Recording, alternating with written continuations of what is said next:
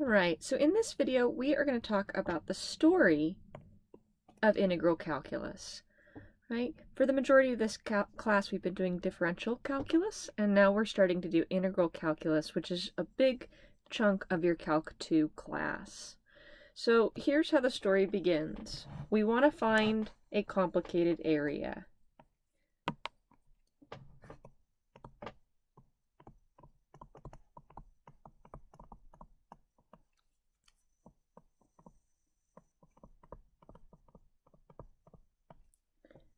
Specifically an area under this curve, between the curve and the x-axis. Okay? All right.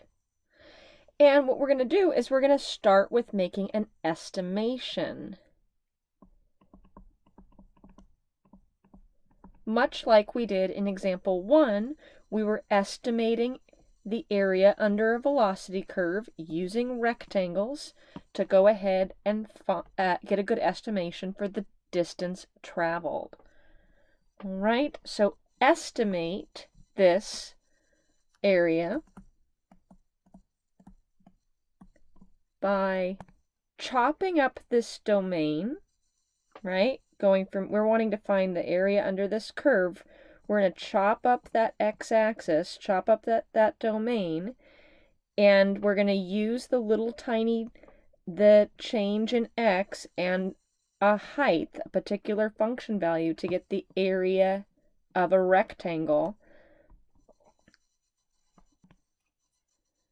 So we're going to be calculating areas of rectangles.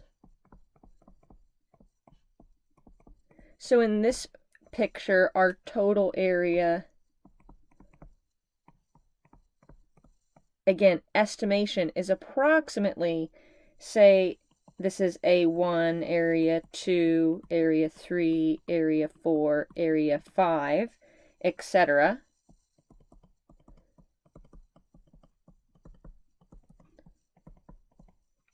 Right? What makes our estimation better is if we have more rectangles, right? So our area, we're adding up the sigma notation. We're going to get real formal with the notation later in this lesson, but I just want to have the idea.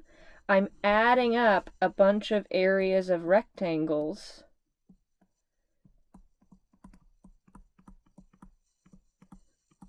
What is the area of a rectangle?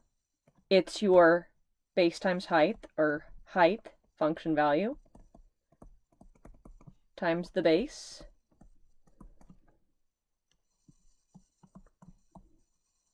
My heights, all your heights are f of x's. And all your bases are little tiny changes in the domain. All right. Heights times bases. To get the exact area,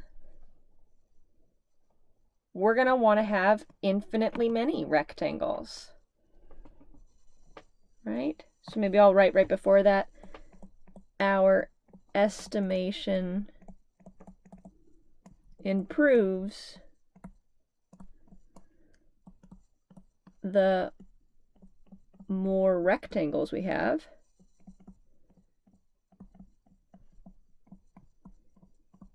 So no longer the approximate area, now your exact area equals the limit of the sum of areas of rectangles, heights times bases, and we're going to take the limit as the number of those rectangles goes to infinity. Right? Our estimation gets better the more rectangles we have. So how many do we want? Infinitely many. And as that happens, your little tiny change in the domain gets infinitesimally small. In your Calculus 2 class, you're going to be doing all sorts of applications for finding complicated totals, not just finding areas. But the idea of the whole is approximately equal to the sum of its approximating parts. Okay, how many parts do we want to have? Infinitely many parts. That is a theme that is very pervasive in a lot of Calculus 2. I want to just look at this Desmos animation real quick with you, and then that'll conclude this video. All right, so this is fun. You can go ahead and program any function you want.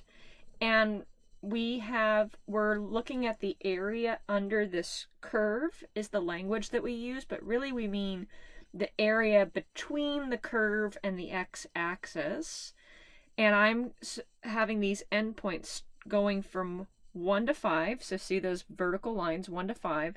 I'm trying to estimate the area between the curve and the x-axis over this domain, from x being 1 to 5. And right now I have it divided into 1, 2, 3, 4 intervals, so I've got 4 rectangles there. And I can choose whether or not to use left or right endpoints, or in fact midpoints. Here you can see I'm choosing left endpoints because between 1 and 2, I used 1 for the function value. That's the height of that rectangle, is f of 1, right?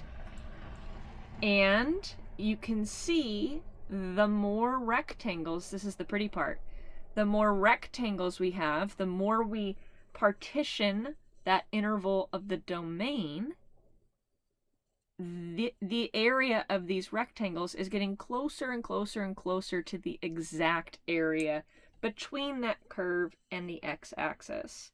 Here we are looking at a signed area. The green area is positive and the red area is negative. Why is that?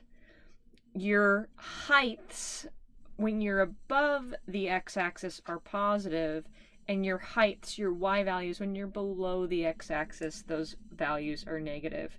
And we will talk about why you would want to find such a thing. And I encourage you to play around.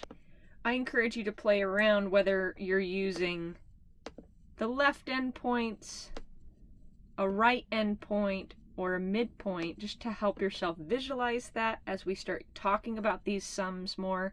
And again, it's just so much fun to see, oh yeah, the more rectangles I have, the better my approximation of that signed area under the curve.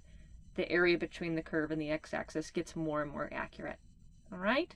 So hopefully we've set the stage for the story of integral calculus.